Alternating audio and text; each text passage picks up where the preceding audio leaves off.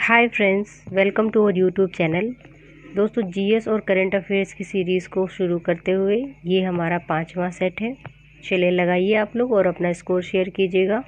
Start करते हैं। हमारा पहला क्वेश्चन है, गुप्त वंश का संस्थापक कौन था? गुप्त वंश का संस्थापक कौन था? इसका सही उत्तर है Srigupta. Next question. Second question है, गुप्त वंश के किस शासक ने सर्वप्रथम महाधिराज की उपाधि धारण की थी? उत्तर चंद्रगुप्त प्रथम ने। नेक्स्ट क्वेश्चन देखेंगे, फाहियान किसके शासनकाल में भारत आया था? फाहियान किसके शासनकाल में भारत आया था? चंद्रगुप्त द्वितीय के शासनकाल में। अगला क्वेश्चन देखेंगे, गुप्त काल की सोने की मुद्रा को क्या कहते थे? इसे बोलते थे दीनार। नेक्स्ट क्वेश्चन है, निम्न में से किस काल में स्त्रियों की पुरुषों से बराबरी थी? ऐसा कौन सा काल था जहां स्त्रियां और पुरुष आपस में बराबर थे या बराबरी थी उनकी? तो गुप्त काल में। अगला क्वेश्चन है, सोने के सर्वाधिक सिक्के किस काल में जारी किए गए हैं? यदि इस प्रकार से पूछता, सर्वाधिक शुद्ध सोने के सिक्के किस काल में जारी किए गए? इसका उत्तर हो जाएगा गुप्त काल।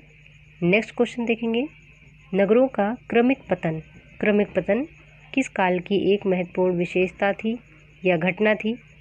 तो इसका उत्तर गुप्त काल हो जाएगा।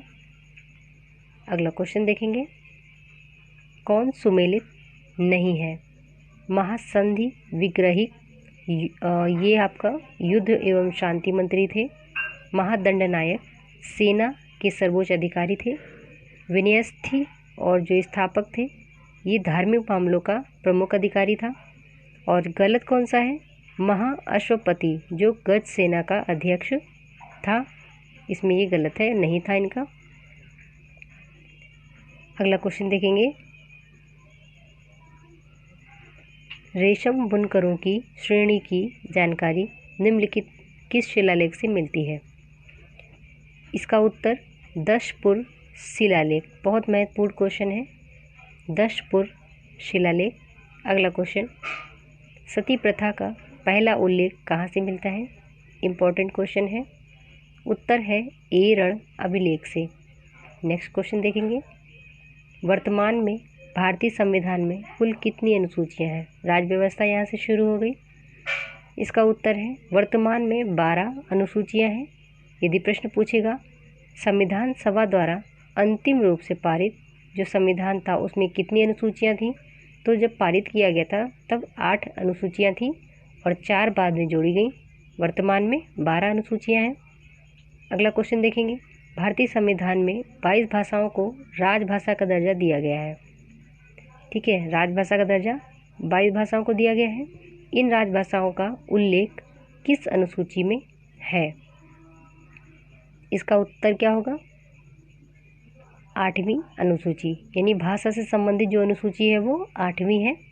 अगला क्वेश्चन, दल बदल के आधार पर निर्वाचित सदस्यों की योग्यता संबंधी विवरण संविधान की किस अनुसूची में है? तो दल बदल 10वीं अनुसूची। नेक्स्ट क्वेश्चन देखेंगे, भारत के संविधान की अनुसूची तथा उनके विषय के निम्नलिखित युग्मों में कौन सा एक नहीं सुमेलित है? तो भाषाएं 8वीं अनुसूची से, शपथ तथा प्रतिज्ञान। ठीक, यहाँ पे पूछ रहे कौन सा नहीं सुमेलित है? 4थी अनुसूची राज्यसभा में स्थानों के आवंटन से सही है। ये भी 10वीं वाली दल बदल से अभी डिस्कस किया था। गलत कौन सी होगी? तो दूसरा, ये नहीं होगा। अगला क्वेश्चन देखेंगे, भारत की प्रथम नीति, ये जो खनिज नीति है, कब घोषित हुई थी? तो जो पहली खनिज नीति थी वो 1951 में घोषित हुई थी। अगला क्वेश्चन देखेंगे, टिन, ये जो टिन है खनिज से युक्त भारत का एकमात्र राज्य, ऐसा कौन सा राज्य है जहाँ पे टिन का उत्पादन या टिन से युक्त है वो? इसमें छत्तीसगढ़ उत्तर होगा। अगला प्रश्न देखेंगे, स्वर्ण प्रमुखतया कहाँ पाया जाता है? स्वर्ण कहाँ पाया जाता है भारत में? कोलार की खानों में। नेक्स्ट क्वेश्चन देखेंगे, हट्टी सोने की खाने किस राज्य में स्थित है? उत्तर कर्नाटक।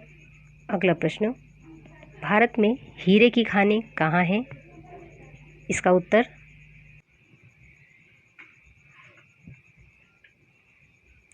मध्य प्रदेश। अगला प्रश्न देखेंगे, विश्व में स्वर्ण की सर्वाधिक खपत वाला देश कौन सा है? चाइना। अगला क्वेश्चन देखेंगे, भारत में पहली स्वर्ण रिफाइनरी कहाँ स्थापित की गई? स्वर्ण रिफाइनरी कहाँ स्थापित की गई? इसका उत्तर होगा शिरपुर। अगला क्वेश्चन देखेंगे, भारतीय हीरा संस्थान कहाँ स्थापित है? उत्तर सूरत। अगला क्वेश्चन, सूरत गुजरात में है। नेक्स्ट क्वेश्चन देखेंगे, निम्न में से किस राज्य में तांबा खनिज का सबसे बड़ा भंडार है? उत्तर राजस्थान। राजस्थान की खेतड़ी में तांबे की खानें हैं। अगला क्वेश्चन देखेंगे, निम्न में से कौन सा खनिज केरल के क्षेत्र में या केरल में बहुतायत में मिलता है?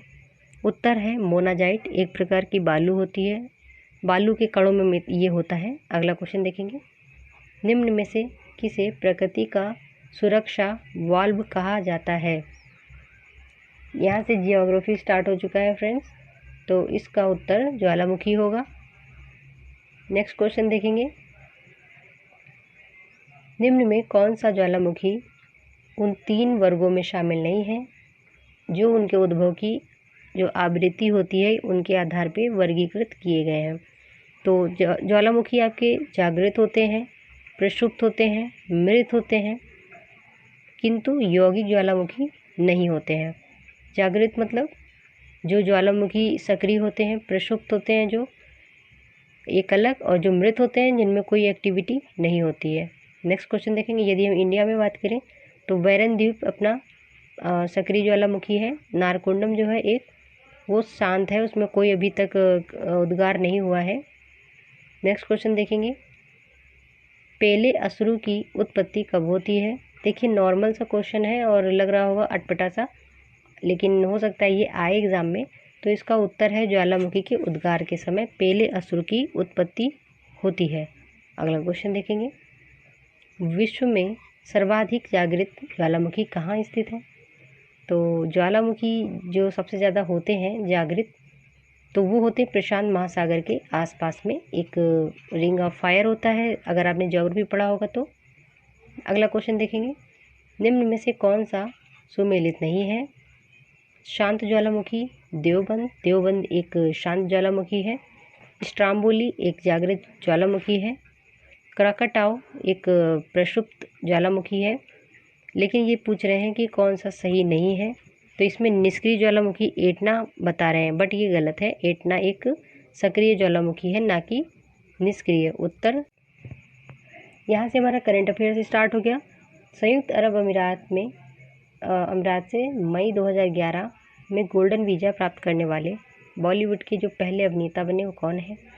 संजय दत्त। काफ़ी इम्पोर्टेंट करंट अफेयर्स है, आप लोग याद कर लीजिएगा।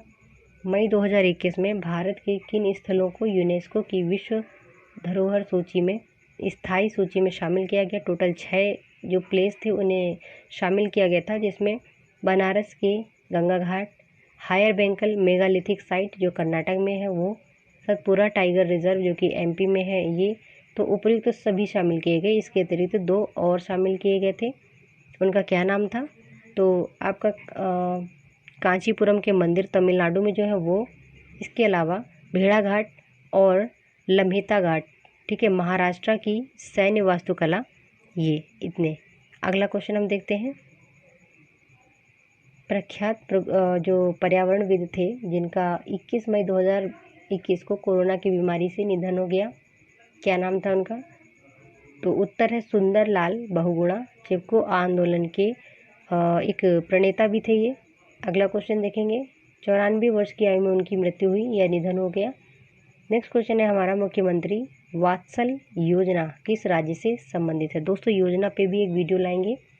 चलिए, तो इसका उत्तर क्या होगा? उत्तराखंड के मुख्यमंत्री द्वारा मुख्यमंत्री वात्सल योजना शुरू की गई। नेक्स्ट क्वेश्चन देखेंगे, भारतीय वन्यजीव संस्थान ने हाल ही में किस राज्य में बंदर जनगणना आयोजित की है? महत्वपूर्ण क्वेश्चन, इसका उत्तर हरियाणा होगा।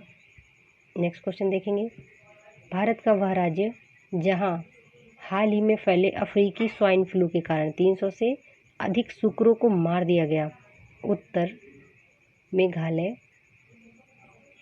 नेक्स्ट क्वेश्चन देखेंगे, मई 2021 में जारी नवीकरणीय ऊर्जा देश आकर्षक सूचकांक 2021 में भारत को कौन सी रैंक प्रदान की गई है? तो नवीकरणीय ऊर्जा देश आकर्षक सूचकांक 2021 में भारत को तीसरी रैंक प्रदान की गई है। नेक्स्ट क्वेश्चन देखेंगे, अफ्रीकी वायलेट क्या है? काफ़ी इम्पोर्टेंट है। तो ये एक पौधे की नई प्रजाति है। अगला क्वेश्चन देखेंगे, पद्मश्री अवार्डी वैज्ञानिक है नहीं थे मानस बिहारी, जिनका निधन हो गया था। तो उन्हें किसके विकास में महत्वपूर्ण भूमिका निभाने में याद किया जाता है? तो इनका है लाइट कॉम्बैट जो एयरक्राफ्ट थे हमारे, उनका नाम था तेजस। तो इन्होंने हेल्प किया था, उनके विकास में इन्होंने एक इम्पोर्टेंट रोल प्ले किया था। नेक्स्ट क्वेश्चन हम देखेंगे, तो इसका उत्तर क्या हो जाएगा? ए हो जाएगा। नेक्स्ट क्वेश्चन देखेंगे, हाल ही में किस राज्य सरकार ने lab on wheel, important question, lab on wheel की शुरुआत की? तो लैब ऑन व्हील्स की स्टार्टिंग किसने करी? दिल्ली ने।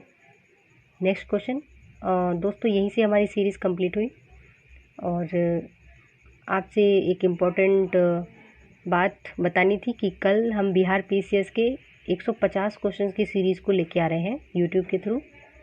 150 क्वेश्चंस हमारे, ये 2020 के प्रीवियस ईयर क्वेश्चन का सेट रहेगा। तो कल की वीडियो को आप ज़रूर देखना और आप हमें ये बताना कि ये जो टेस्ट सीरीज़ हम डेली डाल रहे हैं और उसमें जो आए हुए क्वेश्चंस हैं कितनी समानता है। आप देखेंगे कि ये क्वेश्चन उन क्वेश्चन में बिल्कुल वही सेम क्वेश्चन है, यानी कि आपको इन क्वेश्चन से बिहार पीसीएस आपके अदर एग्ज़ाम्स में सब में हेल्प होने वाली है। तो आपको अगर किसी तरह की पेड क्लासेस की जानकारी चाहिए तो आप दिए गए नंबर में कांटेक्ट कर सकते हैं। और आपको यदि भी ये यूपी पीसीएस के टेस्ट सीरीज़ से जुड़ना है जो कि बिल्कुल निःशुल्क है, आप नियति पीसीएस क्लासेस के टेलीग्राम ग्रुप में आ सकते हैं। मिलते हैं आपसे नेक्स्ट वीडियो में, तब तक के लिए अपना ध्यान रखें और पढ़ाई करते रहें। जय हिंद।